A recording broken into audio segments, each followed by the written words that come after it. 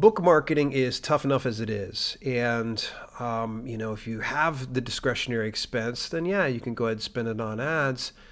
But there are a lot of people that are really concerned. Right now, the state of the world as it is in 2020, the pandemic, COVID-19, has just absolutely turned everything topsy-turvy. And so a lot of people are starting to wonder, like, hey, do certain book marketing strategies work now and others don't? Well, I'm going to talk about that in today's episode. We're going to discuss book marketing 2020, get the unfair advantage over others. Stay tuned.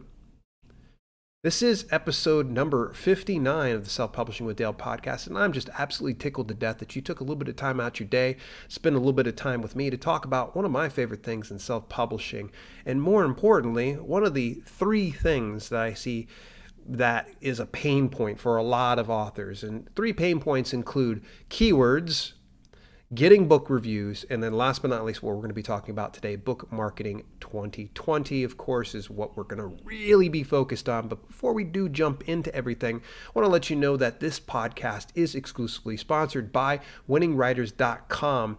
The 6th annual North Street Book Prize competition runs every year between February and the end of June. Self-published writers can enter their books in any of the 6 categories and have a chance to win from the pot of over $12,500 in prizes. Is it legit? Well, of course it is. I'm not going to share it with you if I don't think it's legit or I haven't done my due diligence. The North Street Book Prize has BookBaby as their co-sponsor. So one of their co-sponsors, and BookBaby is legit. They're on the up and up. They're not going to be sponsoring something if they don't get behind it fully. And they also, being the North Street Book Prize competition, is also recommended by the Alliance of Independent Authors. That is pretty crazy because they fully vet a lot of these competitions. So for more information, visit our sponsored link at winningwriters.com/Dale. Again, that's winningwriters.com/Dale. The deadline to enter your book is June 30th, so make sure you get on top of that right away.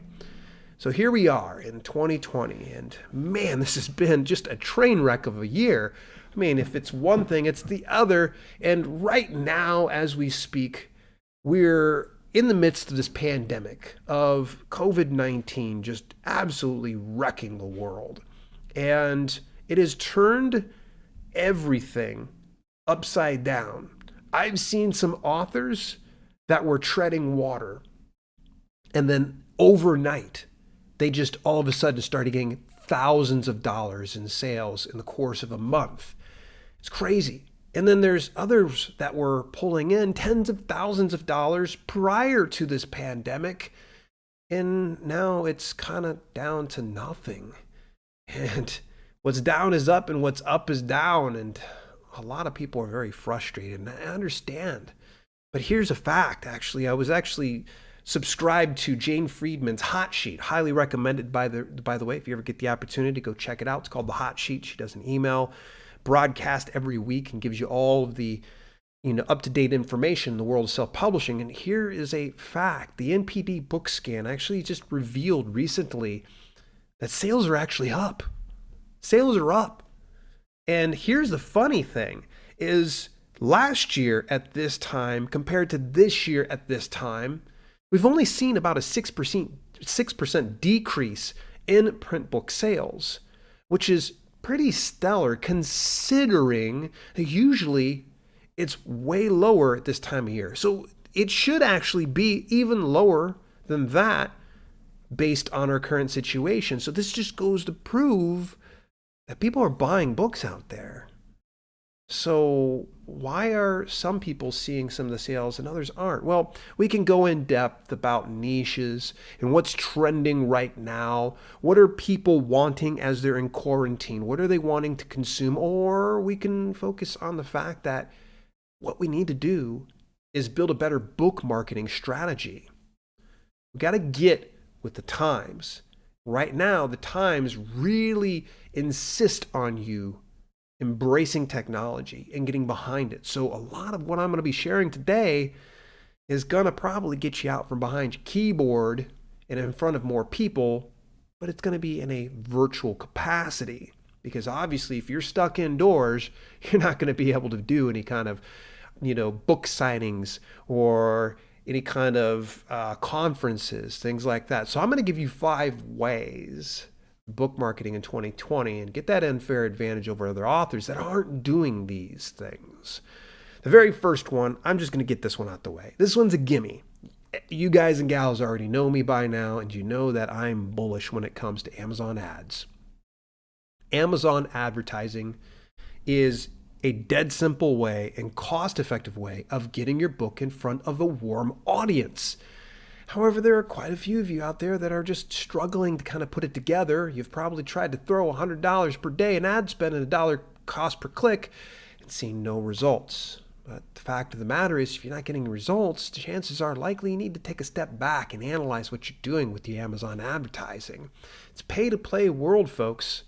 And if you just want to just simply publish your book for the sake of the craft, then you can go ahead and do that. But if you're complaining that you're not getting enough sales, then you're going to probably have to start to invest in some type of marketing. And Amazon ads is probably one of the best ways to do it. And might I recommend, I always tell this to people, and I'm going to say it again, start low, go slow. If you don't know the ad platform, if you've not had success in the platform previously, then you need to probably be starting out about a cost per click of about 10 cents to about $1 to $10 per day of ad budget, so you can learn the platform as you go, and then you can scale as you start to see the success.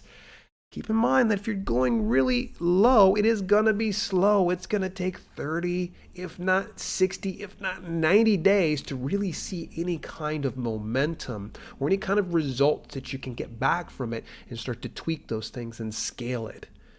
All right, marketing. Book marketing number 2 here, virtual summits and online conferences. Oh my. I think I've said this before, but I'm just going to go ahead and say it again, that virtual summits and online conferences are now booming.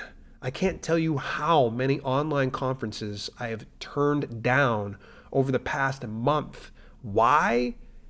Well, I'm busy. And the next thing is, why are they coming to me? Well, there's more demand, more now than ever. People are wanting to do something with their time, something constructively. And I hear a few of you fiction authors out there going, but Dale, how can I do an online conference? Believe it or not, there are online conferences for your specific niche. Whether you're doing ABDL, or you're doing Werebear Shapeshifter, or you're doing any kind of science fiction, space opera, romance, whatever your itch is to scratch, there is something for it. And if you don't find it through a simple Google search, then do it. Put it together. You know the authors in your niche better than I do. I would recommend you reach out and say, hey, let's put together this thing and let's go ahead and share it with our readership. And then the rising tide raises all boats. So virtual summits, online conferences, and you're probably saying, Dale, how do I find these things? Google. I know it's not sexy, and I'm not trying to be a smartass. I'm being legit, that I find sometimes the best opportunities by just simply Googling it up. So whatever your niche is, type that keyword in, put conference, put summit. Any type of things that you want to find, you can do it through a simple search, or put an APB out over on Twitter, Facebook, Reddit. Doesn't matter, have somebody recommend something to you.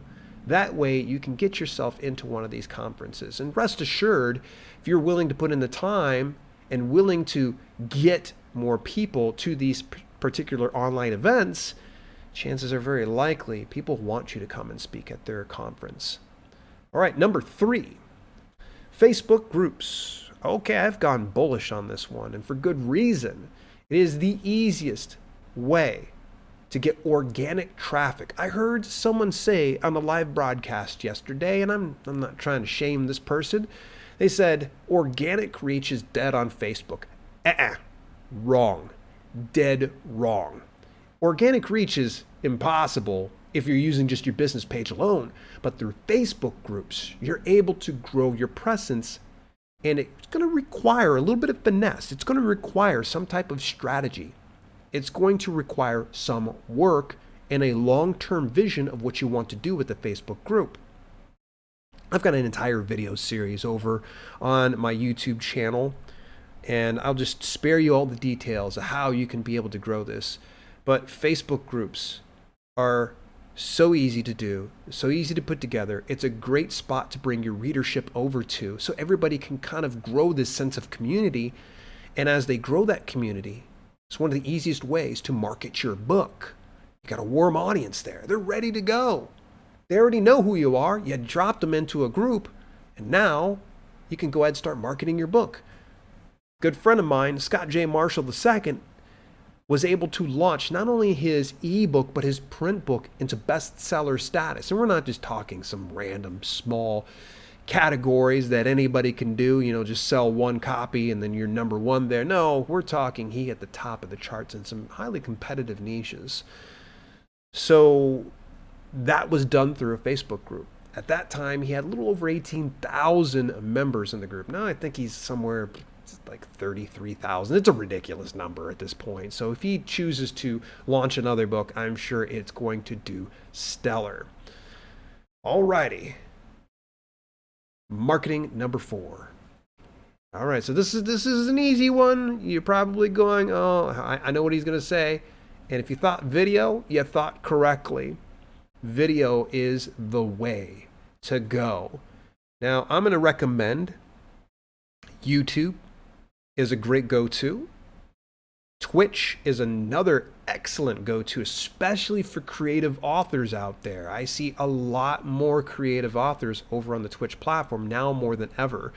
Between Brenna Nailed It and Vloganovel, there are so many options out there that you should definitely look into this and growing your following there. Now, let's take a step back. There's 2 ways we can attack video. 1, do it yourself.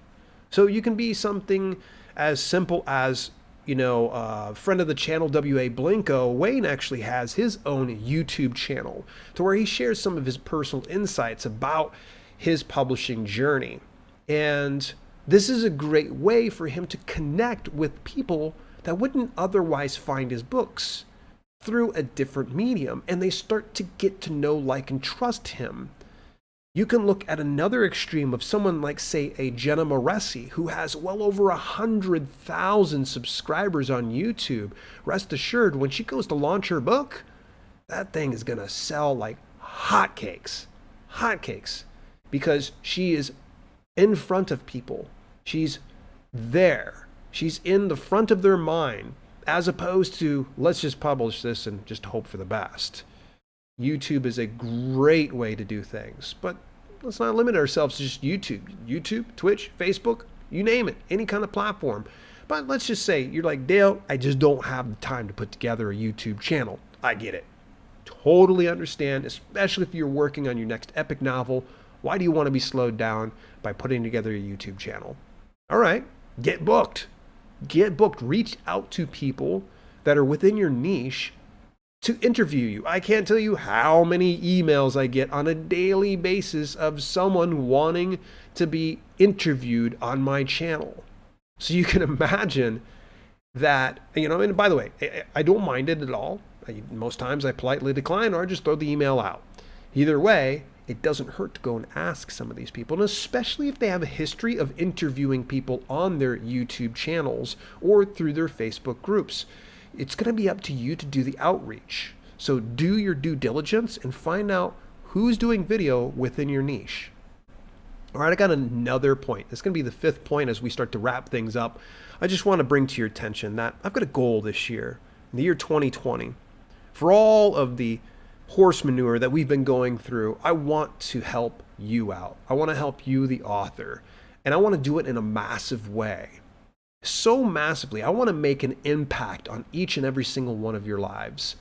And when I say each and every single one of you, I'm talking 100,000 people, between aspiring authors to veteran self-publishers. I want to help you out. How am I going to do that?